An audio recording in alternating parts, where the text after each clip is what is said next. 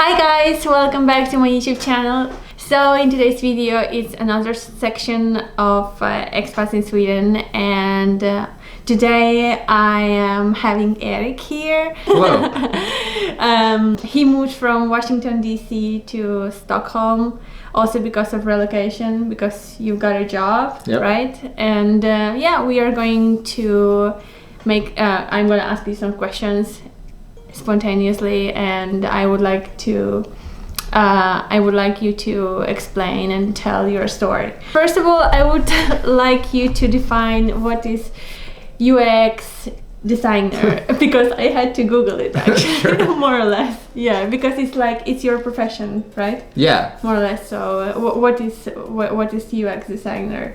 that's right. So I'm a UX designer. UX designer stands for user experience designer. Yeah. So what it means is that we design and think about the interactions that people have with products. Usually it's digital products. So if you're using like a website or an app, Yeah. how you interact with it and what you see, and is it easy to use, is it useful, is it pleasant. We think about those things and make sure that it's designed well so that people use it and it's adopted. And you know, it's And good. for how long have you been into UX designer, like into this? Yeah, I've been I guess formally a UX designer by title for a little less than a year. Yeah. But I've been kind of studying it for like probably 3.5 years.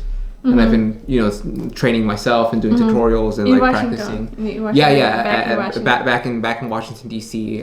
Here in Sweden, I started as a senior UX designer in September. But before that, I was a UX designer in Washington D.C. as well. How did you find the job offer at Ericsson, and which were the requirements? Because you now work in Stockholm. You're relocated, or That's right. Yeah. Yeah, you're relocated and you work for Ericsson. So I would like to know, how did you get the job offer? So I found the job through LinkedIn. Yeah. I set up alerts because I wanted to come to Sweden. So what works for LinkedIn is you can set alerts for keywords. So I set up alerts for like UX designer, UI designer. Then I set the alert for the locations. Then every week when new jobs would pop up with those keywords and locations, they would email me. So I would kind of stay up to date like that. So that's how I found it. Oh, cool. So you had the LinkedIn account previously, right? Do you think it's important for people into like IT, UX designer, and so on? I think so. Yeah. Yeah, it's quite popular in the United States, and I think it's popular here too. Here, please. Yeah, it's so like a must-have almost. Yeah. I think especially for like tech and design and stuff, it's a lot of people have it and a lot of people use it. So you found this offer, and you applied for Ericsson, and how long it took? How long did you have to wait for them to reach you back, like to respond? The recruiter got back to me within a couple days, and then he set up an interview, a first round interview within I think like a week of my application. So it moved pretty quickly, but the entire interview process took about a month because it was multiple interviews. Yeah. But the initial contact was how about many a week. interviews it was? Total of 3. 3. And it was like a practical thing as well. You have to. Yeah, that's right. You had to do this project you told me, right? Yeah, I had a design brief, a design assignment I had to do. That's the very last thing, is that they gave me a brief and they had me do an assignment, and I designed a prototype with, I showed my process and I presented it to the design team, and they critiqued it, and we kind of went back and forth, and that was the last part of the interview. So it was like a product I had to build. And I guess there were a lot of people interviewing you. Like it was not one person or two persons. It was like. Yeah, it was. The first interview was a one-on-one with someone. The second interview was like a one-on-one with another person, and then the third interview was my presentation to the entire team. Yeah, were you nervous? A little bit, but I think the fact that it was all through Zoom or Microsoft Teams, it was all through video, made it a little bit easier. Yeah, because but I was nervous. I definitely practiced. Like I practiced my speeches and like stuff like that, but before the interview, because you're presenting something, it's a big deal. So I mean, actually you're about to move to another country as well to get a job. Yeah. Wow. What were the requirements like what was that was so interesting from your profile? What do you think? So with design, with UX design, a portfolio is a must-have. You have to have a portfolio. Obviously, it has to be good because if you're applying for a job international that's going to relocate you, that means that they have to invest. Especially if you're coming from another country where they have to sponsor your visa, you're automatically competing against everyone in Sweden, and then you're also competing against everyone in the European Union. Yeah, and there's two people who have an inherent advantage over you, and then your portfolio has to be really good. So I would say the requirements are to have a really good portfolio, and be able to, specifically in UX, be able to speak to the UX design process and understand the process and be able to talk about it and just show that you know what show that you're you're an expert in your field and you know what you're doing. Yeah. So wow, Hugo, that's so impressive. I mean, that's so true. I mean, you're competing against like an entire world who applies for that position. So you better be good.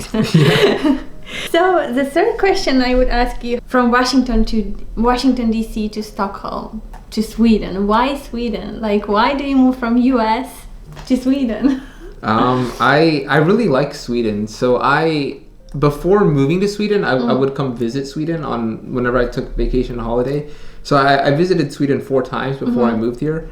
I like Sweden for a number of reasons. I think the biggest thing that I like is just it's how they kind of go about building their society in a way where like the public transportation is really efficient, and everything is like digital and connected, and that stuff's really cool to me. But I like the experience of living somewhere else too. And I really wanted that. I wanted to experience living in a different country, a different culture, a different society, and stuff like that. And that was a really motivating factor in me to think about moving to another country. And have you been to other countries in Europe?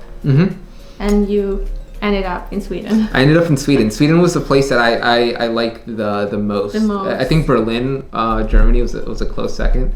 What about Barcelona? Barcelona was great too, but Barcelona's they party a little too hard. Yes. It's a crowded Turn it down a little bit, but it was nice. I also want to ask you about the relocation package, because I mean, you got the job at Ericsson, and the thing is they fixed everything for you. So what was included, like relocation package too? Yeah, so relocation packages, I understand they vary a little bit depending on the job, but I think they include like the major things. So for my relocation package, the first and the most important thing I think is they give you assistance with the visa and the immigration paperwork. They have experts that help you fill out the forms. They have the relationships with the migration agency where they can fast track you and make things like that easier, dealing with the embassy, which is a lifesaver. Yes. So that's included. You just had to provide papers. They just ask you, and you were like, okay, yeah, because I fill out the paper, then I know it goes to somebody who's an expert that's going to review it. So if I messed up, they're going to catch it, and I don't have to worry about like things like that. And what else was it? What about the flat? Yes, so it also includes like a relocation of your stuff, which I thought was incredible. So what it included was they sent people to my house in Washington, D.C. to package all my stuff, like bubble wrap it, tape it, package it, catalog it, box it up, ship it to here in Sweden, store it for me in storage until I move into my apartment. Then they're gonna bring it into my apartment and then reassemble all my furniture and set it all up for me. Oh my god! Because they try to make that easy as possible. So they include like physical relocation of your stuff, and they also included, in my case, they gave me an apartment to stay in for 3 months that the company paid for. And it's pretty nice place, like centrally located. It's my own place, and they give you your own apartment that comes furnished. So the apartment comes with cookingware and beds and things like that. So that way, when you come in, you're comfortable.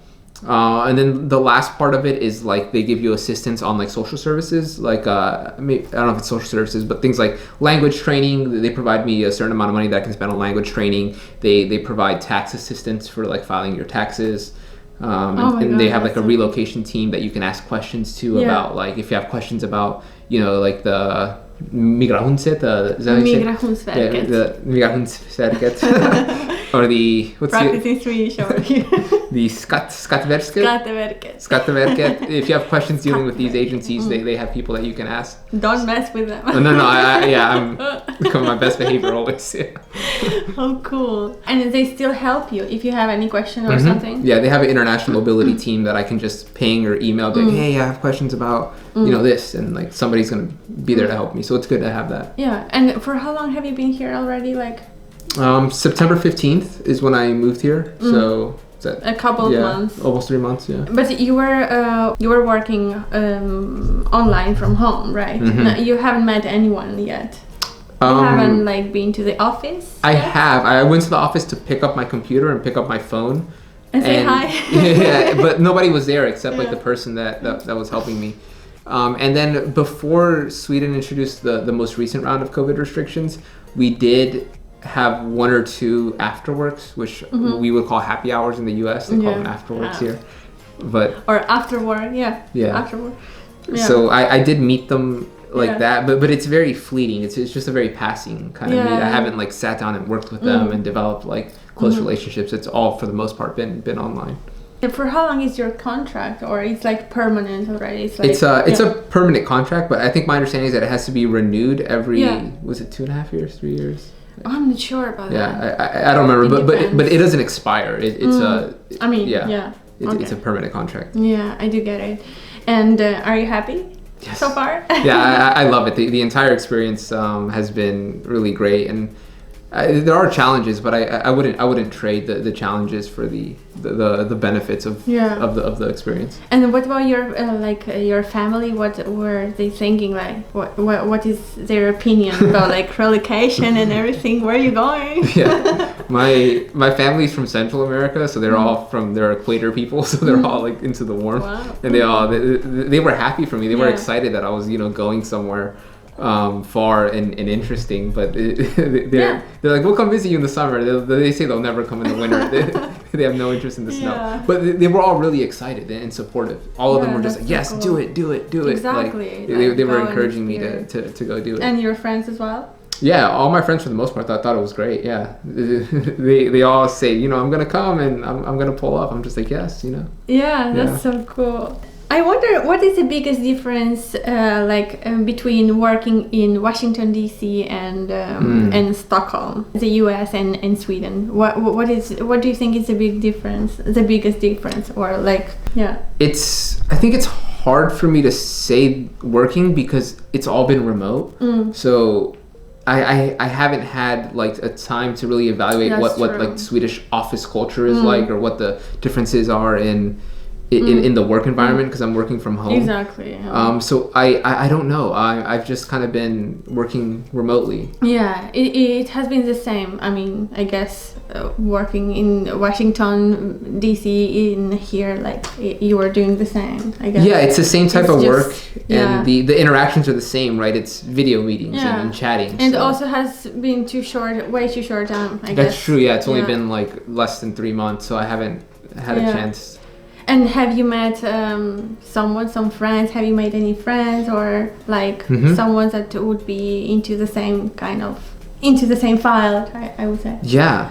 I was doing better at making friends when I first moved here, because I was going out all the time, but recently with the restrictions I stopped going out. But yeah, I did meet a pretty good group. I would say I have like a set of 4 friends here that I talk to on a regular basis, and I go and hang out with on weekends, and we stay in contact with. I think that's pretty good for like 3 months. I have like 4 people I can definitely good. I mean, I would say it's not so easy to make friends in Sweden, actually, because I don't know. I think Swedes are pretty reserved, but I mean, you can meet anyone from around the globe, but still, it can be pretty hard here, I think. Yeah. Yeah, definitely. But it also depends on your personality. I think that's a good point. I think the point is like it kind of depends on who you are as a person, because this was by the time I moved here, it was my 5th time coming to Sweden. So I'd been here. I understand like what they say about Swedes. They're like a little bit more reserved. They don't do small talk. If they don't know you, they're kind of hesitant to really engage with you. And not all Swedes, obviously, but there's an element of that. I think it's cultural, but also like I'm the kind of person that is just I talk to people and I engage with people at bars and things like that. And I was that person in DC where I would go out to places by myself and talk to people. So if you're that kind of person, it's going to extend anywhere you go. Yeah, it's not going to affect you. And if you're the kind of person that goes out and you meet people and you have interactions with people, you're probably going to do that most places you go. Yeah. But if you're the kind of person that you don't really go out by yourself and you're kind of, you know, intimidated about approaching strangers, and you're probably going to you know, have that same experience. Yeah, that's true. Have you been to other cities here in Sweden? I have. Where? I've been to Gothenburg, Göteborg. I think Gothenburg's the anglicized version. And I've been to Malmo. So that's the second largest city and the third largest city. Yeah. And they're all very, very different. Yes, I know. They're all very different. I know. Yes.